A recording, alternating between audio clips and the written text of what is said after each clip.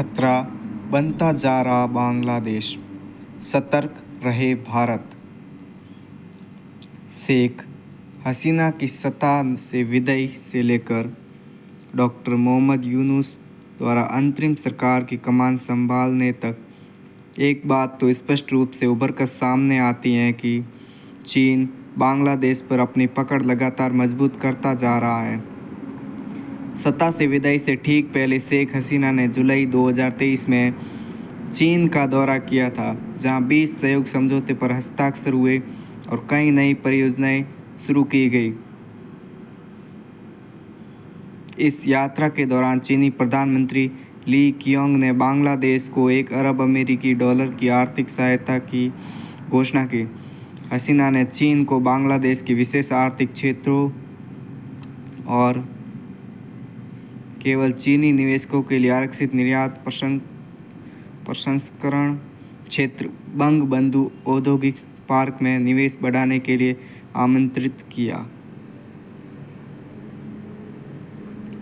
हसीना के हटने के बाद जब यूनुस ने कार्यवाहक सरकार का नेतृत्व संभाला तो अक्टूबर में बांग्लादेश पहुंचने वाला पहला विदेशी बेड़ा चीनी नौसैनिक बेड़ा ही था।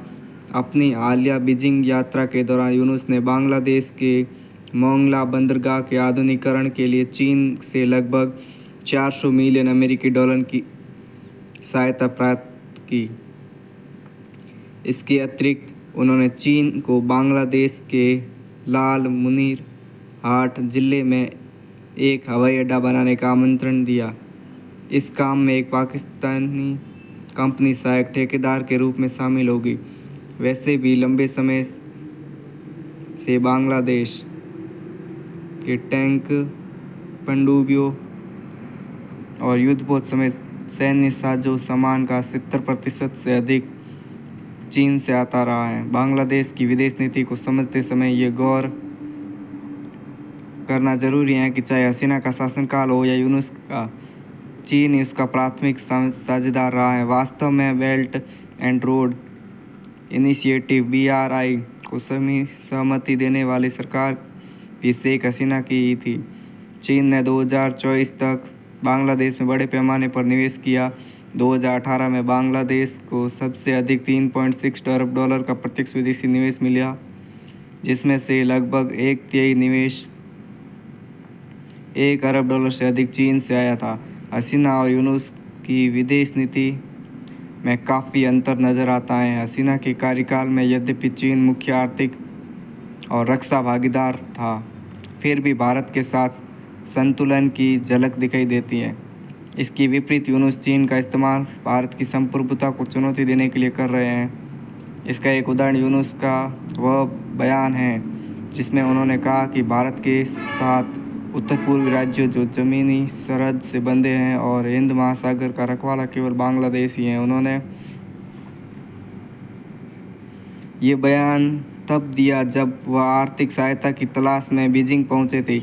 ऐसे मौके पर भारत का जिक्र पूरी तरह से गैर जरूरी था तथा भारत को उकसाने की मंशा से किया गया था।